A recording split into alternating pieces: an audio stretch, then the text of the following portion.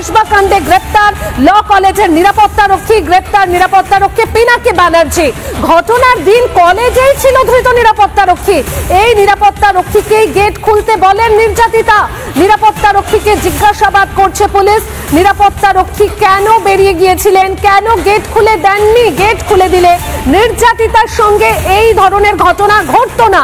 ভয় দেখানো হয়েছিল কি নিরাপত্তারক্ষীকে, ঠিক কেন তিনি গেট খুলে দেননি, কেন বেরিয়ে গিয়েছিলেন, একাধিক প্রশ্ন এই মুহূর্তের সামনে।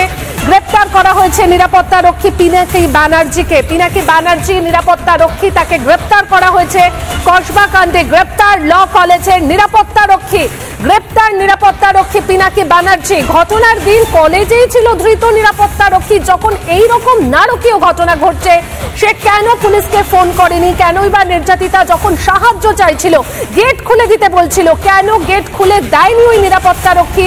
একাধিক বিষয়, তাকে জেরা তো চলবে, কিন্তু একটাই প্রশ্ন যে তাহলে কি এই যে মনোজিৎ মিশ্র, তার বিরুদ্ধে যে একাধিক কারনামা উঠে আসছে, ধমক চমকের যে রাজনীতি তিনি চালাতেন গোটা কলেজ জুড়ে, তার জন্যই কি তটস্থ বা ভয়ের কারণেই কি এই নিরাপত্তারক্ষী পালিয়ে গিয়েছিলেন, বা কেনই বা তিনি বেরিয়ে গিয়েছিলেন সেই সময়?